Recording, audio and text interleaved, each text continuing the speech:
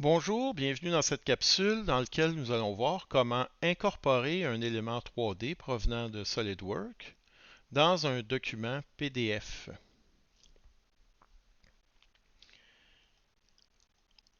Alors, dans le cours numéro 8, on mentionne qu'on peut, par exemple, sauvegarder des documents en format e-drawing et puis ces documents-là, un client peut télécharger une visionneuse gratuite e-drawing. Ça veut dire que ce n'est pas la version professionnelle à ce moment-là. Et il peut visualiser vos modèles 3D sans avoir à posséder le logiciel SolidWorks si vous les sauvegardez en format e-drawing. On peut aussi, à partir de SolidWorks, c'est la première fois que je vais vous le montrer ici, sauvegarder directement des documents PDF, mais 3D, dans lequel, regardez, je vais le sélectionner. Et puis on va l'ouvrir dans Acrobat. Je vais afficher le logiciel Acrobat ici. Donc ça, j'ai fait ça rapidement, cet exemple-là. Si je clique d'une fenêtre à l'autre, vous voyez, on change de point de vue et rappelons-nous que c'est toujours des 3D. Fait que je peux voir la coupe ici de cet élément-là et puis je peux le réduire, l'agrandir, faire différents éléments. C'est quand même assez difficile de contrôler la grosseur de la typographie, tous ces éléments-là de qualité, mais on peut rapidement générer des documents dans lesquels on voit les différentes vues. Puis au niveau de la visualisation, ben, c'est pas difficile parce qu'on peut les déplacer pour comprendre de quoi il s'agit. Et puis avec différentes informations, puis éventuellement des cotes du texte ici qui apparaît, etc. Donc, on va fermer ça. Une autre possibilité, retournons à notre site internet.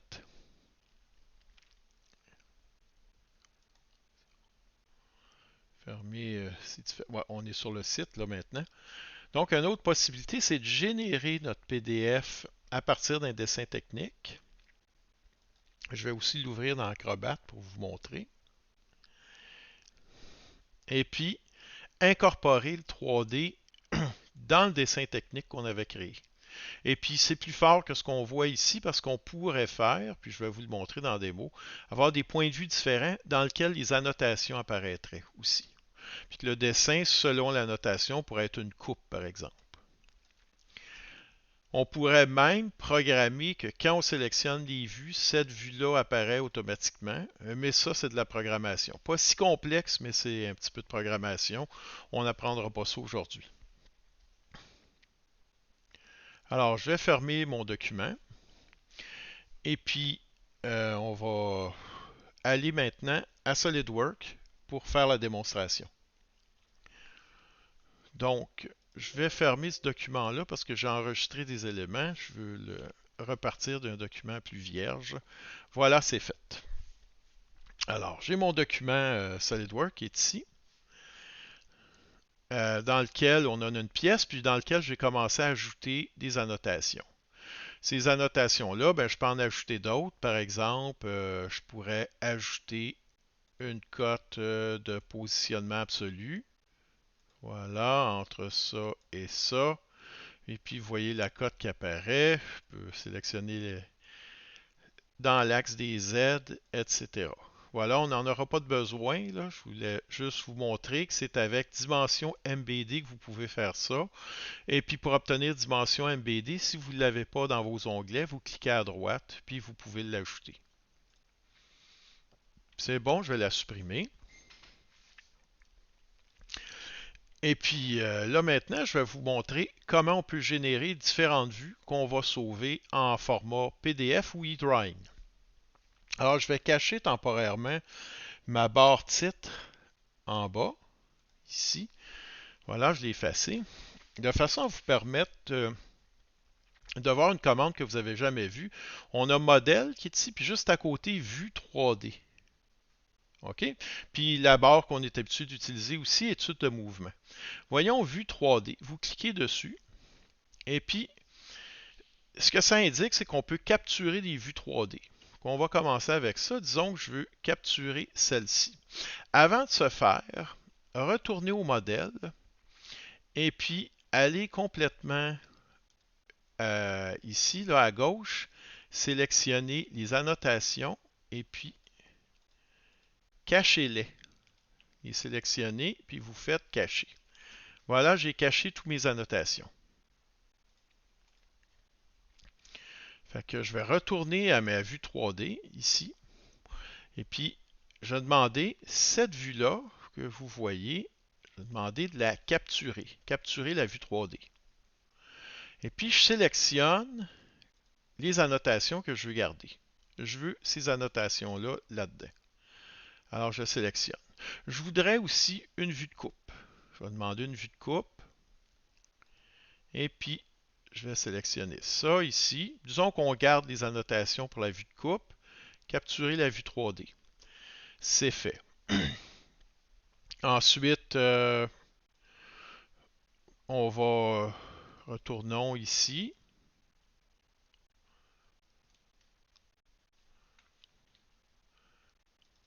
Voilà. Et puis, disons que je veux la vue de face. C'est parfait. Je vais demander de capturer la vue 3D. On va enlever ces annotations-là, puis on va prendre plutôt celle-ci. Fait que je l'accepte. On pourrait faire la même chose, demander une vue de coupe.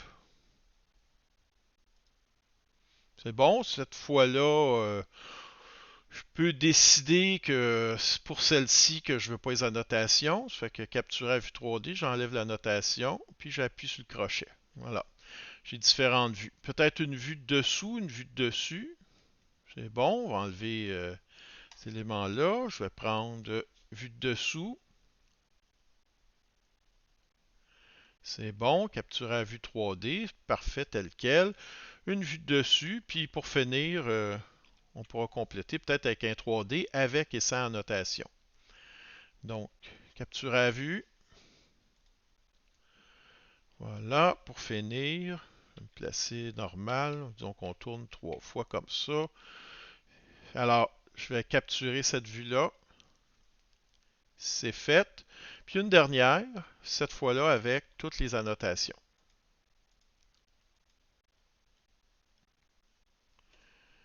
C'est bon. Alors, j'ai accepté toutes mes, toutes mes annotations pour la dernière vue. Alors, une fois que c'est fait, eh bien, si vous regardez en bas, j'ai la possibilité de sauver en format PDF, Step, on en reparlera, et puis eDrawing. On va commencer par eDrawing. Fait que je vais accepter celle-là ici. Comme vous voyez, il est en train de calculer les différents points de vue. Puis le document devrait apparaître. Voilà, c'est fait. Donc, notre client, comme je vous disais, a accès à votre 3D par ce document-là. Et puis, les vues que vous avez sauvegardées apparaissent comme ça. Là. Je l'ajoute avec les annotations. Il faut peut-être jouer un petit peu avec le zoom là, pour les placer complètement. Ma vue de coupe, etc. Et puis celle-là. Ah, ben celle-là, j'ai été distrait. Là, quand je l'ai généré en 3 dimensions. Tiens, on va corriger ça pour le PDF. Alors, je vais supprimer ça. Donc, elle, finalement, j'en veux plus. Je vais l'effacer. Voilà. Je vais choisir ce point de vue-là. Et puis, je vais refaire ma coupe. Comme ça, cette fois, le problème va être corrigé. Donc, capturer la vue 3D. Il est exactement avec les bonnes annotations que je voulais. Je l'accepte. Alors, c'est fait. Je vais le replacer dans l'ordre d'un côté de l'autre. Et puis cette fois, je vais essayer de sauver un PDF 3D. Alors, vous voyez, je clique sur Publier au format PDF 3D. C'est fait.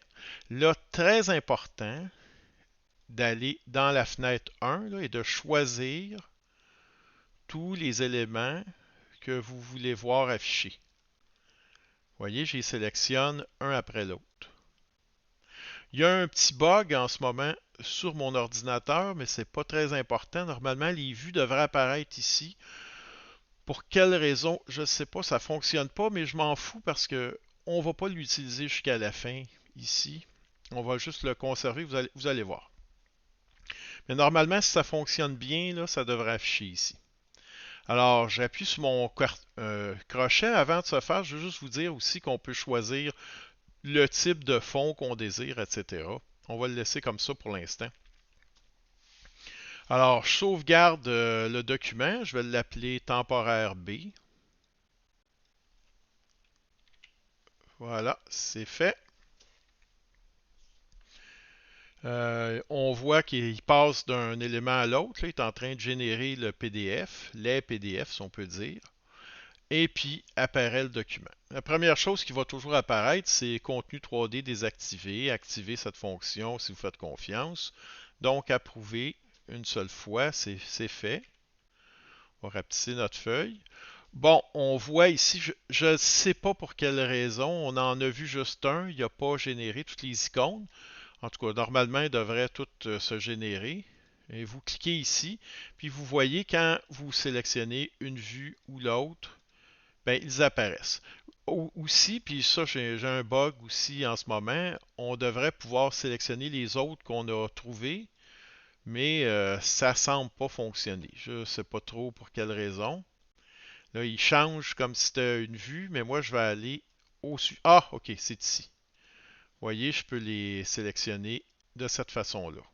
Je prenais pas la bonne flèche. J'étais un peu pressé. Donc, ça, c'est le 3D que ça génère. Est-ce qu'il y a moyen de récupérer cet élément-là? Ben oui, c'est possible. Et puis, je vais vous montrer, puis il y a deux façons de faire. On va retourner rapidement dans SolidWorks. Je vais vous montrer l'autre façon de faire. Disons que je prends ce point de vue-là, que je me place en 3 dimensions comme ça, et puis que je fais un enregistrer sous PDF. On va le voir ici. Voyez, vous avez enregistré au format 3D PDF. Cliquez dessus. On va l'appeler temporaire C. C'est fait. Je l'ai enregistré. Et puis à ce moment-là, encore une fois, il faut activer le 3D. Il va générer, mais on va avoir perdu les notes à ce moment-là. Alors, c'est peut-être préférable d'utiliser la première façon de générer notre PDF que la deuxième. Et puis là, je vais vous montrer comment incorporer, pas ce 3D-là, on va prendre l'autre, comment incorporer ce 3D-là dans le document PDF, dans un autre document PDF. Alors, je vais aller l'ouvrir tout de suite. Alors, c'est temporaire, je l'avais appelé. Alors, c'est notre document. Puis disons dans l'espace libre ici, je veux incorporer mon 3D. Alors on va prendre celui-là ici. Et puis, observez bien, vous allez dans Outils. Dans Outils, Médias interactifs. Vous avez sélectionné un objet. Vous cliquez. Cliquez à droite et puis faites Édition, Copier ou Couper. Donc je fais Couper. Ensuite, je retourne dans mon document temporaire. Je m'en vais dans Outils, Médias interactifs. Et puis je fais Coller, CTRL V. Je prends Sélectionner un objet. Et puis je déplace les carrés aux endroits où je le veux. Voilà, je vais le mettre plus petit pour le réagrandir. Alors, je peux faire fermer. Et puis, vous voyez, j'ai incorporé un 3D. Vous avez dans Vue ici là, qui apparaît, vous pouvez choisir les vues que vous désirez. Okay. Si je ne sais pas pourquoi j'en... Ah, ça c'est un petit bug, là. C'est celui de l'autre document qui apparaît. Peut-être que si je les ferme, on va avoir la paix, là. Voilà, c'est bon. Fait que, on a notre document, puis non seulement ça, on a conservé les autres points de vue. Donc, vous voyez, je peux passer à ma coupe, à mon 3D avec annotation, à mon 3D sans annotation, etc. Je peux zoomer, les redéformer, les déplacer.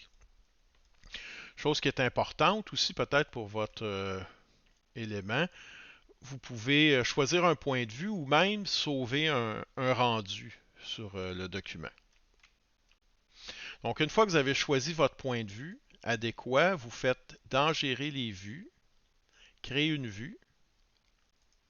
Puis cette vue-là que vous venez de créer, vous faites définir par défaut. Vous pouvez la renommer. Là. Alors, si je ferme mon document puis je le sauvegarde maintenant, Je le rouvre à nouveau. On voit le point de vue que j'avais sauvegardé apparaît. Je peux le déplacer. Et puis dans les vues, je peux aller choisir les points de vue que je veux. Et puis s'il y avait des annotations, ils apparaissent. Tous les éléments, celui-là, vue en coupe, sans annotation, etc. Puis je peux le tourner, évidemment, etc., etc. La vue de dessous, la 3D, puis la vue de dessus était ici. Et puis celle avec annotation. Donc, ça peut être un outil assez intéressant. Ça permet de communiquer assez bien une pièce. Quelqu'un qui a de la difficulté à lire des dessins peut fonctionner avec ça. Et puis, on a pratiqué les formulaires déjà. Si ça demande un peu d'habileté, comme je vous dis, mais on pourrait même programmer, par exemple, que cette vue-là est un bouton, puis que quand j'appuie dessus, la vue de dessus génère automatiquement. Mais ça demande de la programmation pour ça, même si ce n'est pas de la programmation à haut niveau. Ben, j'espère que vous allez bien utiliser cet outil. Je vous remercie pour votre attention. Merci beaucoup.